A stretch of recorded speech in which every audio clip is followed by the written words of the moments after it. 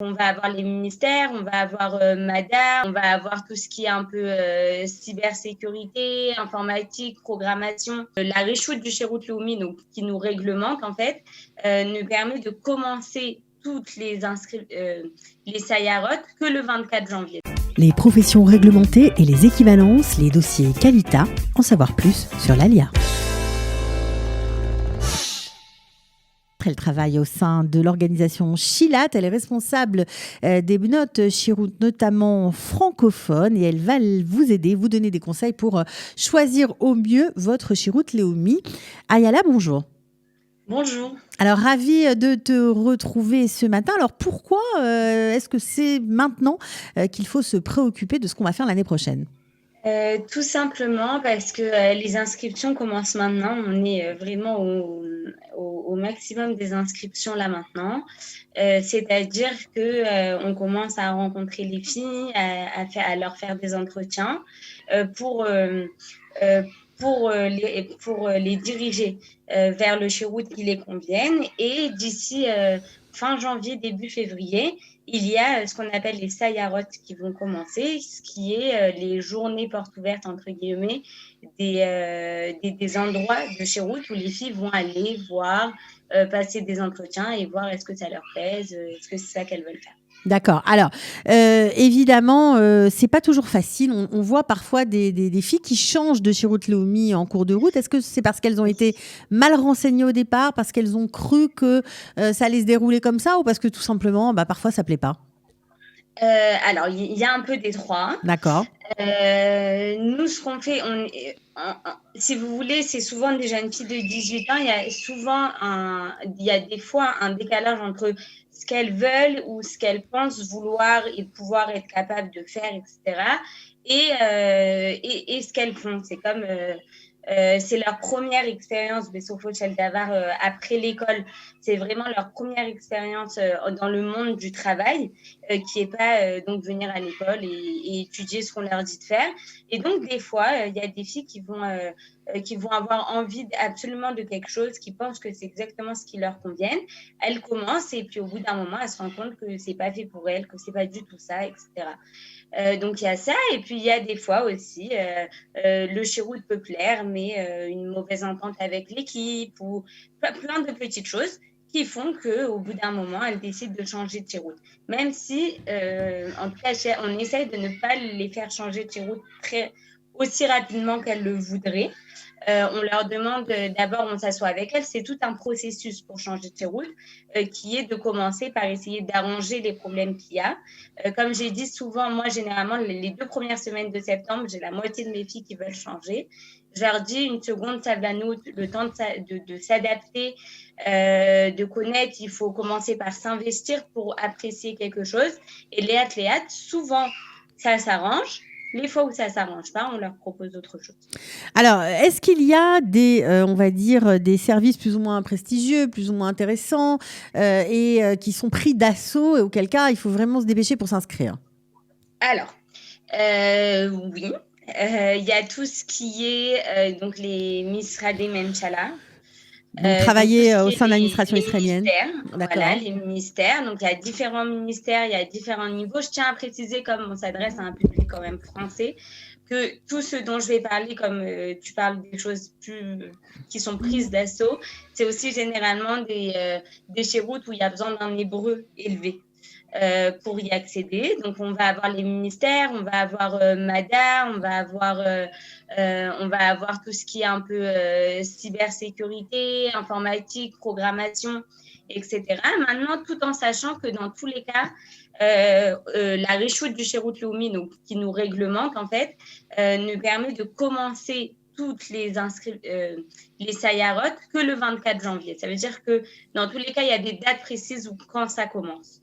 Et après, nous, on fait vraiment c'est l'idée de l'entretien qu'on fait. Moi, je fais un entretien de minimum 40 minutes avec chaque fille pour vraiment comprendre son niveau, comprendre ses motivations, qu'est-ce qu'elle veut, vraiment comprendre son profil pour bien la diriger. Alors, mais comment on fait pour s'inscrire concrètement ? On est obligé de passer par vous et de passer un entretien avec vous avant de s'inscrire dans le Chérout Leumi qu'on a choisi ? Oui, C'est oui, une oui, obligation. totalement. Obligatoire. Des fois, il va y avoir il va y avoir des chéroutes, certains particuliers où je leur envoie un lien où elles doivent s'inscrire. Mais la grande majorité du temps, c'est moi qui les inscris à des Sayarot, en fait. C'est moi c'est nous qui les inscrivons. Et en fait, après, elles vont recevoir des invitations à venir passer les entretiens là où elles ont choisi d'aller. D'accord. Est-ce qu'il faut une certaine préparation pour les entretiens après le vôtre, hein, bien sûr? Est-ce qu'il faut s'entraîner? Je ne sais pas à quoi, mais vous allez nous le dire. Oui. Ah, Alors, dans tous les cas, alors faut savoir, et ça c'est ce qui est important, c'est que souvent les filles, c'est leur premier entretien de leur vie, donc elles sont rarement prêtes à ça. Nous, dans l'entretien que nous on fait, on leur pose souvent des questions où elles doivent réfléchir sur leur profil, sur leurs qualités, leurs défauts, etc. Et dans cela, on les prépare aussi à passer un entretien. Maintenant, évidemment, que ça soit au niveau de l'hébreu, donc réussir à passer, souvent c'est des entretiens en hébreu, donc un minimum de comment tu t'appelles, qu'est-ce que font tes parents, pourquoi tu as fait ton alia, pourquoi tu es intéressé à faire ce Shirut Leumi là. Généralement, ceux qui les engagent, qui veulent voir leur motivation. Donc il y a ce côté-là. Et il y a un côté souvent, on n'apprend pas, en tout cas, on essaye d'apprendre aux filles à être sûres de leur qualité, à être sûres d'elles quand elles passent un entretien, sans être vantarde, on va dire, mais de savoir qui elles sont de ne pas avoir honte et qu'est-ce de ce qu'elles qu'on peuvent est. amener. Bien sûr. Alors ça, Voilà. c'est important. Alors si jamais on veut s'engager pour 1 an, est-ce que c'est aussi un problème pour certains services? Alors, il y a certains services qui demandent 2 ans. Un engagement de 2 ans, ça va être souvent des services où on les forme, où elles ont une formation longue. Et donc, en fait, après, ceux qui les engagent, ça leur vaut pas le coup de les former pour seulement 1 an. Généralement, ce qui a 2 ans, ça va être informatique, donc cybersécurité, programmation, même si on a des programmes plus petits d'informatique qui demandent qu'1 an. Dans les ministères, on a le ministère des Affaires étrangères, le ministère d'Ahout, qui demande 2 ans. On a d'autres ministères très précis qui demandent 2 ans. Est-ce que ça peut déboucher sur des jobs après? Est-ce qu'on peut, par exemple, quand on est étudiant, c'est ça qu'il faut préciser aux parents qui ne savent pas du tout, qui ont l'impression que c'est des années de perdu. Quand après on va faire ses études, est-ce qu'on peut continuer de travailler où on a fait son service civil? Alors, c'est loin d'une année perdue. Il y a évidemment qu'il y a des domaines dans lesquels les filles trouvent après du travail. J'ai des Bnachirout qui, elles finissent vers Shirut Leumi le 30 août. Le 1er septembre, elles sont exactement à la même place qu'elles étaient pendant toute l'année. Sauf qu'elles sont payées. Mais engagées, on va dire.